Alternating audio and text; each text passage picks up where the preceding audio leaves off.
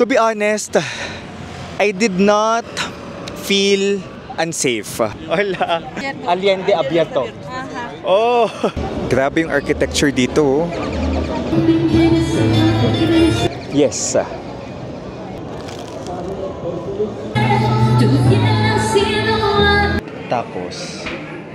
Tapos nasa ano lang siya guys, 184.68 pesos according to today's palitan.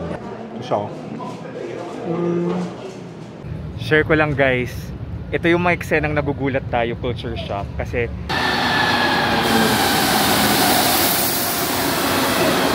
hola guys! From Mexico City, this is Dave the Coripo Traveler, and for tonight's video, we will explore Mexico City at night. So gabi na guys, it's past 7 na. Basta past 7 at nandito tayo ngayon sa Historic Center of Mexico City. So sa previous vlog ko, pinakita ko sa inyo kung ano yung mga spots, mga historical landmarks na pwede ninyong puntahan dito sa Mexico City, specifically dito sa Historic Center of Mexico City na isang UNESCO World Heritage Site. So ngayong gabi, damin lang natin yung gabi dito sa Mexico City. So it's really vibrant, it's bustling. Ang daming tao. Valentine's ngayon, so ang daming magjojowa, ang daming mag-asawa. Or baka yung ilan dyan kabet. Charot. Grabe yung tao. And this is the Avenida Madero, a pedestrian-only street here in the city center. Tapos nagkalat dito yung mga stores, tabi-tabi yan, kainan. So pwede kayong mag-shopping dito, mag-food trip. Pero feeling ko mahal dito yung mga restaurant. Skincare. Kahapon yung first date natin pero hindi tayo lumabas. Ngayon lang tayo nakalabas talaga from my accommodation. Kasi late na tayo dumating kagabi eh. Alas 9 na tayo dumating sa accommodation natin sa Roma Norte. So, separate ano pa yon? Separate area from here. Ibang area pa yun from here. Okay, yung Roma Norte. Tapos, kung kayo ay magta-travel, guys, in the Philippines, in US, in Mexico, or anywhere else in the world, you can book your activities, hotels, travel items, eSIM, via Klook. And use my promo code DaveGinoKlook para maka-discount kayo. Ito yung tunog ng Mexico. Kapag hotel naman, you can book your hotels via Agoda. Alright? I use my promo code Dave Agoda para maka-discount kayo. I-comment ko yung link sa baba ng mga binook natin, okay? Kung magbago man yung promo code ko, i-update ko dyan sa baba. So, tingnan natin to. Parang may ganap dyan.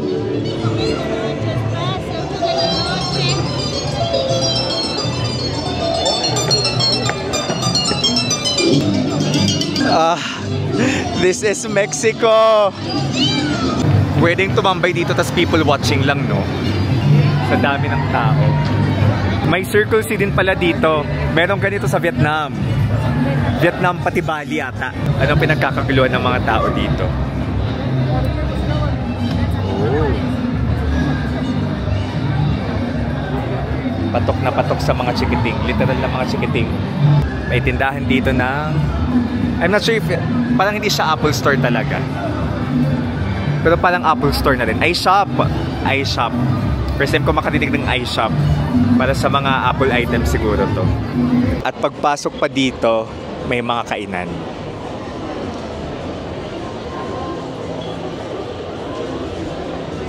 Nag-search tayo ng tacos place sa Reddit and sa internet. Kasi sa Reddit tayo nakakuha ng recommendations. Tapos, yung iba din sa Google. Pero mas pure kasing discussion sa Reddit eh. Mura yung nakita natin. Taco Especial. So nandito lang siya sa Avenida Madero. House of Tiles. Pinapyawan lang natin to kanina. Pero ang ganda. Grabe. Ganda ng interior. It's House of Tiles. Kung magme-Mexico kayo. Wow, look. Ang ganda. Breathtaking. Ito yung restaurant din siya sa loob. Tapos sa may labas ng resto ay may mga bilihan ng merch, bilihan ng mga keychains, ref magnet, and even appliances. Doon sa gilid may nakita tayo, tapos bookstore din. Silip lang talaga tayo dito guys, kasi yung gusto kong kainin ngayon, yung tacos na na-search natin. House of Tiles is actually a former residential palace. And this is from the 18th century. Pro tip din pala, may toilet dito sa loob ng House of Tiles. Grabe yung architecture dito. Pati itong H&M, nag-a-adapt. It's like Intramuros, pero a bigger Intramuros.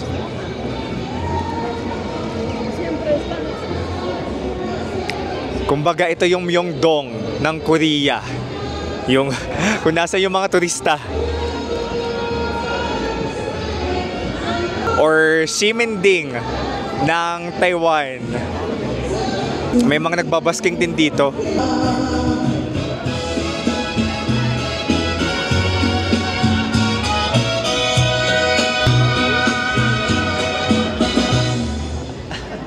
Pensé que era la que estaban cantando. Tú ya has sido antes, no creo que vives porque mi corazón quiere estar tan basura. Suena tan bien y te una digas que no fue todo error. Me quieres amar porque besabas con un lado sólido. Ganito yung mga pedicab dito.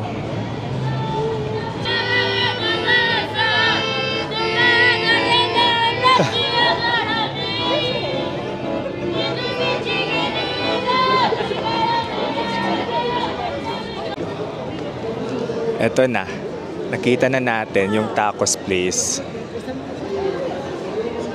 Let's go. Tacos de Canasta Los Especiales. O diba, lakas makalatina.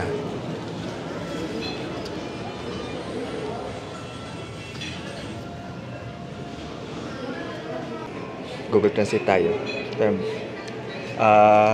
This one, bestseller. One. Adobo. Alright. Ha? Okay, I'll get that one. Adobo? Cook? Alright guys, ito na yung ano natin. Tacos. Thank you. Muchas gracias. Okay, nasa loob na tayo ng Los Especiales. So, ito yung nabasa natin sa internet na okay daw yung tacos dito. At mura. Magkano to in pesos? Nasa ano lang siya guys? 184.68 pesos according to today's palitan. Kasi nasa 65 Mexican pesos siya. Tapos, ito na. 1, 2, 3, 4, 5. Limang tacos na. Oh my gosh. Coke. May Coke ka na. Busog tayo dito for sure. Sulit to. Imagine, nasa ano lang siya, 184.68. Sabihin natin 185 pesos. Saan ka makakita ng ganito sa Pilipinas? Tapos, it's an authentic tacos. So, ano siya? Ito yung bestseller nila. Very local experience pala to, guys. Ito yung mga gusto kong experiences. Yung mga hindi extravagant or yung mga mahal sa labas. Kasi makakahanap naman tayo ng masarap pero mura. Diba?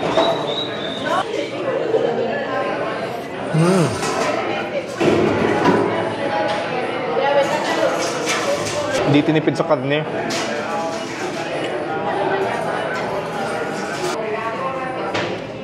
Oh my God. Ang sarap ng tacos with Coke.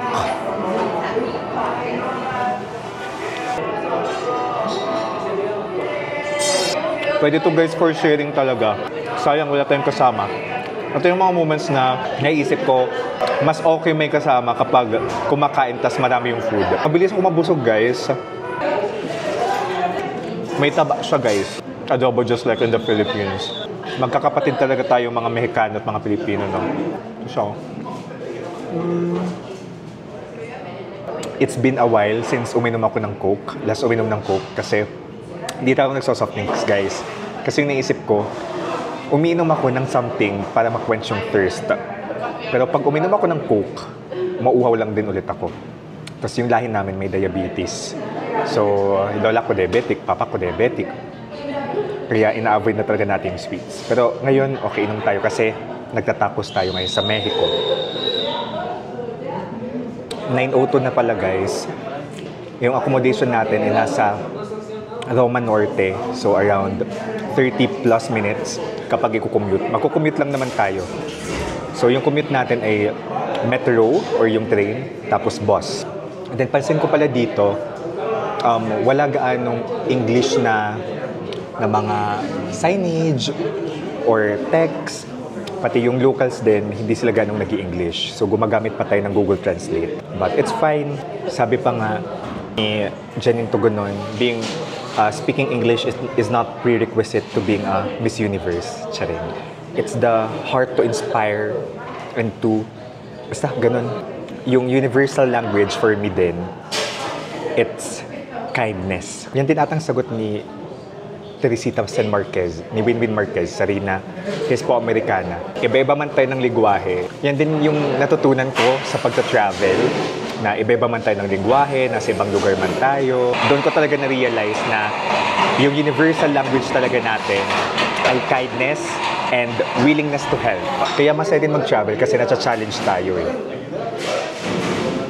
Feeling ko I grow every time I travel. Hindi prevalent yung English as a language. Hindi siya dapat maging barrier, okay? Kung gusto yung mag-travel. Ayan, alas 9 nagsara na sila. Sarap. Parang pula yung moon, no? Half moon? Siyempre di kita kasi malayo. Pero ito yung main square nila. And yan yung church. Nandito tayo kanina eh.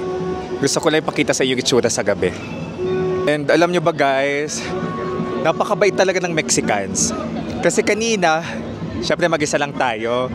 Gusto ko mag-picture na full body, hindi puro selfie. Kasi nandito na naman tayo sa main square nila, di ba? Humingi tayo ng favor sa dumaang magjowa. Kinunan niya ako in portrait, tapos sa normal photo, pinapakita tayo sa akin kung okay na ba. Wala lang. Kung ganyan lahat ng tao, hindi tayo problema mag-solo travel tapos wala tayong magandang picture. Charing. Eh, mga tao pa rin dito. Alas 9. It's 9:13. Tinaubos yung tao dito sa Avenida. Ay, ang aesthetic, oh. Ang aesthetic ng building. Wow.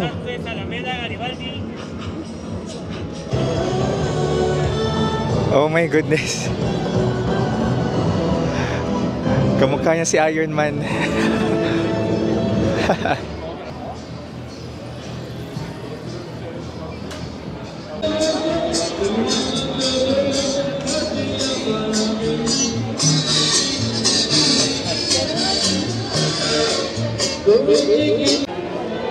Marami dito sa sentro guys, yung naka-costume.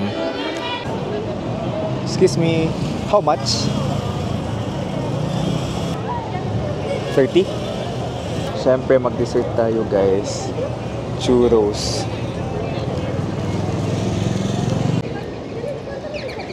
Wow. Yes. Sí. Oye, ¿dónde te fuiste? Alright. Okay. Muchas gracias. Sí.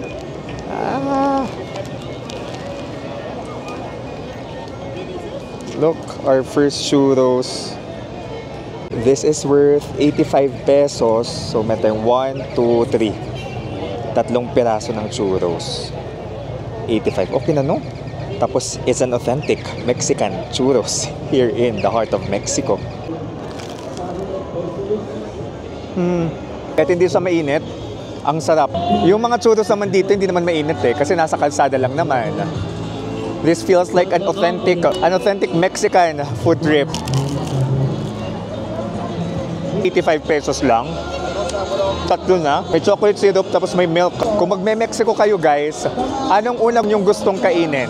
Ako tacos talaga. Kaya naganap tayo ng tacos tonight. Ang sarap kasi ng Mexican food, no? Gusto ko yung mga pagkain na savory eh. Ito din yung mga na-enjoy natin guys, yung mga busking. Sarap lang makinig ng music sa kalye. Culture, sos. Ang ganda ng songs niya. Kahit di ko magets, mahabag damdamin. Mahabag damdamin.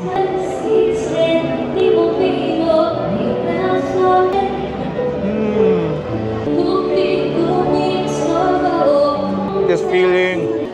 Magkitapon tayo dito sa bangko. Santander. Okay yung exchange rate dito sa Santander, guys. You can withdraw here. Pansin ko pala, guys, daming magjojowa dito na same sex. Like, babae, lalaki. Masabi ko na lang, I'm happy for them. Yan. Tapos, na-mention ko na ba, yung, ayun, may nakikiss na naman, public display of affection, PDA. Uso din dito. Like, I think Latin Americans are very affectionate people. Ito, may mga ganitong tindahan, guys. Maraming ganitong tindahan. Yung nasa side lang. Aray, ang sakit na pa ako. Oh my gosh.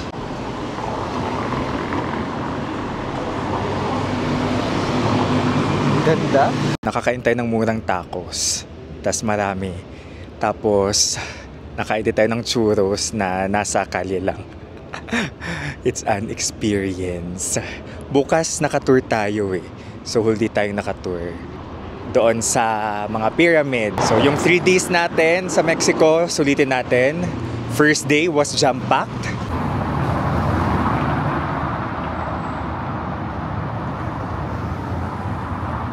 Mag-aalas 10 na pala, guys. May mga tao pa rin namang naglalakad-lakad. Ay, ito yung mga nakasabay nating Japanese sa taco place. Minsan, nakakaramdam ako ng takot. Kasi, syempre, may mga nabasa tayo about Mexico. May mga nakawan. Pero, tiwala kong malakas ang guardian angel ko ngayon. Kapag nasa ibang bansa, I really try to explore at night. Kasi iba yung charm ng city sa night. So, lalabas ako niyan sa hotel, 10 a.m., 11 a.m. Tapos, kanina doon na lang din tayo kumain sa hotel. Kumain lang ako ng tinapay. Kasi, late na ako nagising. Iba, nag-resonate lang sa akin yung gabi. Gusto ko yung calmness. But syempre, let's be careful, okay? And let's trust no one.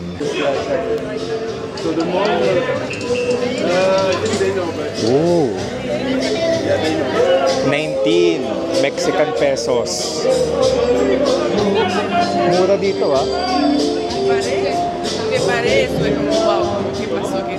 Taqueria Los Cocuyos. Sikat din to. Nabasa din natin to, guys.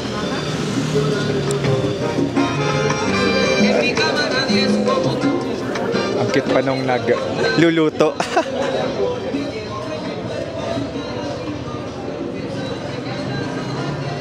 Ito, 3 tacos. Nasa 60. Kanina 65 yun eh. Uy, Michelin Guide. Parang gusto ko tong balikan dito. Los Cocuyos. Michelin. 2024. Share ko lang, guys. 10:20 na and close na yung metro. Ay gu. Nasa internet kasi hanggang alas 12. Charing. Okay lang, mag-Uber na lang tayo. Nasa 200 plus. No regrets kasi nag-enjoy tayo dito sa sentro. Ang ganda. This is my vibe. Yung touristy, daming tao, ang ganda ng mga nakikita natin. Sige, pampalubag-loob pa. Charot. Pero hindi, okay lang naman. Okay lang naman, 200 plus versus sa, magkano ba yung ano nila? Teka lang ha, compute natin. Yung kung sasakay lang tayo ng Nasa ano kanina eh, nasa 5 plus 6. 5 plus 6, nasa 11 Mexican pesos kanina. Wait lang, search natin magkano in pesos. 31. Kapag nag-commute lang tayo. Mura yung ano nila dito, yung subway pati bus. Nakakatuwa, maayos pa. Pero, kensya na yo. At least kasama ko kayong naglalakad dito sa sentro.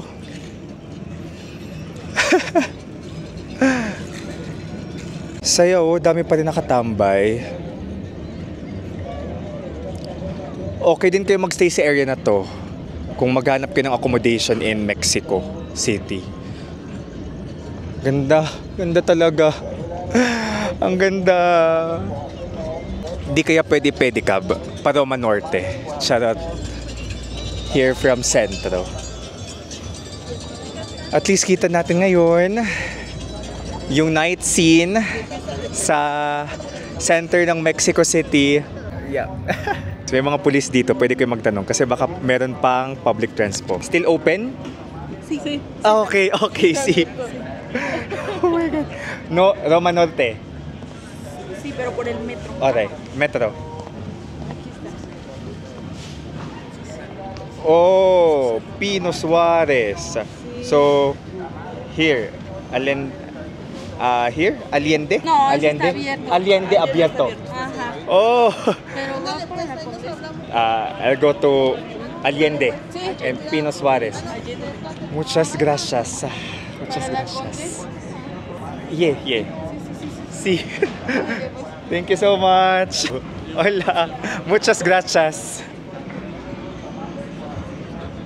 Okay, may open pa.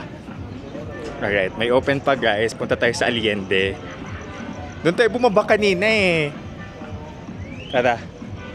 Ang bait naman. Ang bait ng mga pulis dito, mga policewoman. Hindi ko susukuan ang public transportation.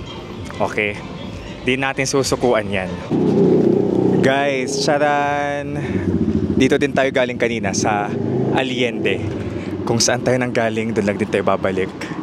So may open pa guys na metro. Thank you Lord. Thank you sa mga policewoman kanina for helping us. Kasi nabasa ko talaga alas 12. So doon lang pala sa may center yung close na. Pero dito open pa. It's 10:37. O diba, proud moment ko to guys. May bukas pa. Thank you Lord. Lesson of the day guys, we'll never go wrong with asking questions. Especially kapag may nakita tayong mga authorities. Ay, kala ko mag-Uber na ako. Wala. Gusto kong tipirin, imagine 200 plus versus magkano, 31? Sa totoo lang, meron naman tayong pambayad. Pero no. As a kuripot, no. Doon tayo sa experience ng public transportation and at the same time makakatipid tayo. I'm not a fan of riding Grab or riding Uber or riding ride-hailing app except sa mga motor-motor kung malilate na ako sa Maynila, pati sa Tacloban. Pero most of the time dapat public transport tayo pag nagta-travel. Pero kayo kung gusto nyo na mag-Uber for your safety, go. Ako talaga, I'm still careful naman and pinapakiramdaman ko rin naman yung surroundings ko if it's feeling ko safe or not. Tara. Ito pala yung Metro card natin guys. Okay? Ito yung niluluran natin. Souvenir na lang din natin to. Yung tray nila guys parang kapresyuhan lang ng Pinas. Ayun, yung 5 kanina, 5 MXN, nasa 14 pesos yun. Diba sa atin, 13 ata yung minimum sa MRT. Pero dito mas comprehensive yung public transport nila eh. Mas organized compared sa atin.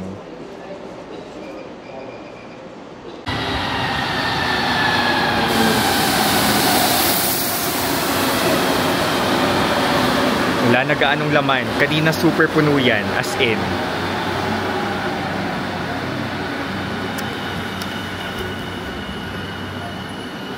Share ko lang guys, ito yung mga eksenang nagugulat tayo, culture shock. Kasi although nakita na rin naman natin to sa Netherlands, Amsterdam, Bangkok.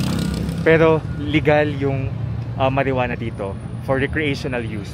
So may mga nag-MJ dyan sa harap ng station. Harmless naman. Mag-isa lang naman tayo pero wala namang gumagalaw. Nag-enjoy lang naman sila mag-MJ. Tapos may mga police din around. Ayan, may mga police around. Sa kanila pa tayo nagtanong kung saan tayo sasakay. So tara, hindi ko na ginamit yung mic ko.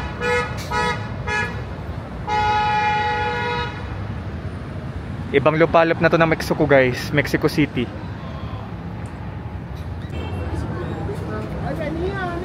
Opal.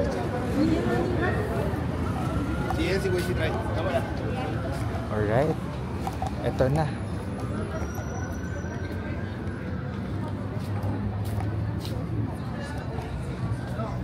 Ito na, guys. Yung ating station.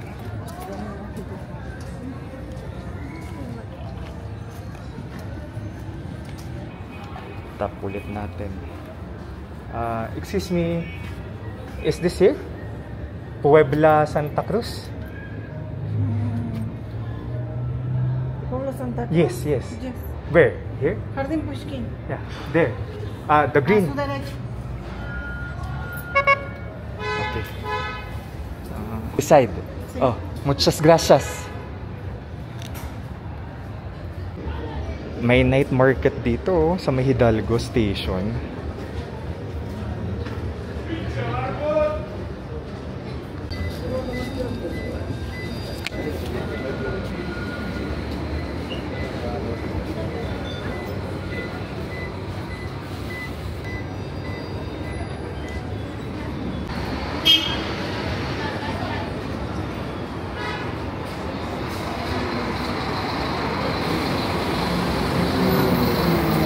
Ito na us.